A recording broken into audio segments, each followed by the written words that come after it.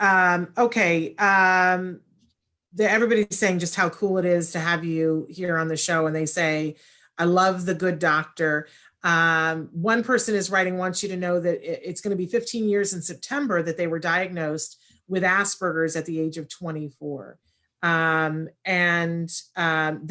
to know, have you seen the show, The Good Doctor? Oh, yes, I have. Yeah. Yes, I do. And what, do you like it? Well, I think in some things he could maybe learn a little more quickly. I mean, I learned I couldn't call people stupid at a project meeting after I got some counseling from plant engineer and some other people. Yeah. I had mentioned that on Thursday, we're having Kobe Bird on the show. He's that 17-year-old actor. He was on The Good Doctor. And he's now on a show on Netflix. It's a hit show called Lock and Key. Temple, have you seen that show yet? I have not seen that show. I got to tell you, I think, because we like a lot of the same things. I like Picard. I like Star Trek. I got to tell you, I think that you will like this. It's a very fun show. It's called Lock and Key. I'm gonna have to look that up. And Kobe plays the character of Rufus on it.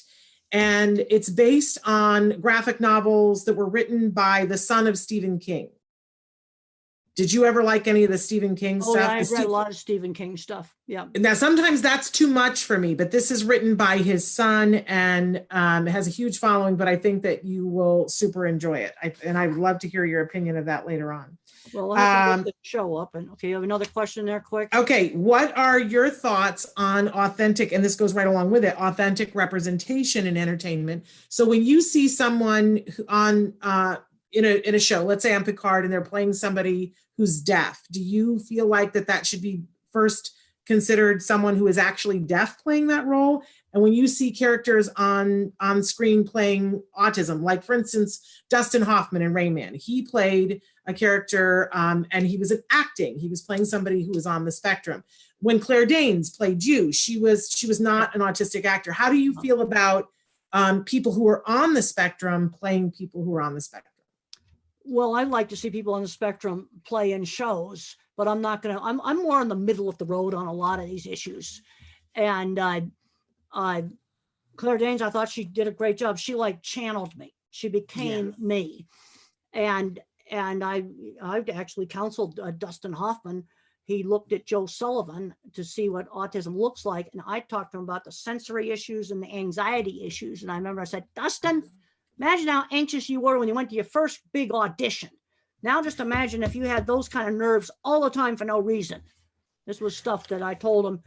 And yes, I'd like to see people that have a specific diagnosis or whatever, be in these shows. But on the other hand, I'm not going to say never do a Claire Danes or a Dustin Hoffman. I'm going to be more middle of the road. Well, I'm with you right there because I want to see those individuals get the first opportunity. I want to see them have the opportunity for the employment and all of that and authentic representation. But I also want to leave room for someone who's on the spectrum to be able to play someone who's not on the spectrum. And I think once we say, if it's the characters on the spectrum, it has to be played by somebody on the spectrum, then we're also going to be saying that people who a character is not on the spectrum cannot be played by someone on the spectrum. And I never want to see that. Well, the other problem you got with the movie industry is they want to put a star in the leading role. Yeah. That's something they're going to want to do. So it's going to be a lot easier to bring them into a supporting role. Yes. The movie industry wants to put a star in the leading roles. Now there's some situations where they put a non-star in, but no, I'm going to be more flexible. I sort of like the same thing we talk about, being in a regular classroom or a special school. I want to see kids as much as possible in a regular classroom. I will tell you something I don't want to see. I don't want to see a 12-year-old fully verbal that ought to be maybe in a gifted program in a class with people that don't talk and have problems dressing. Yeah, that's not okay because that kid's not going to go anywhere.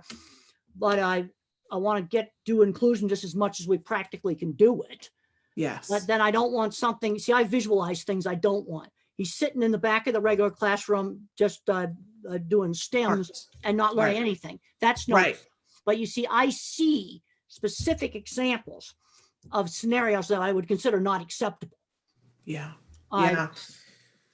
Well, Temple, I've kept you way longer than I said that I was going to keep you, and I know that you've got other things to do today, but can I just tell you how much we appreciate you and how much we adore you and how much we really, how meaningful it is to get to spend this time with you. It's just so Well, it's been wonderful. really good to be here, and thank you so much.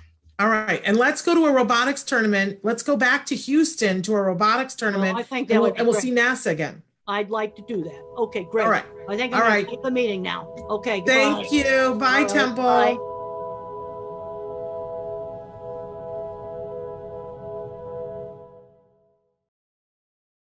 Hey, thanks for watching Autism Live. To subscribe, click here.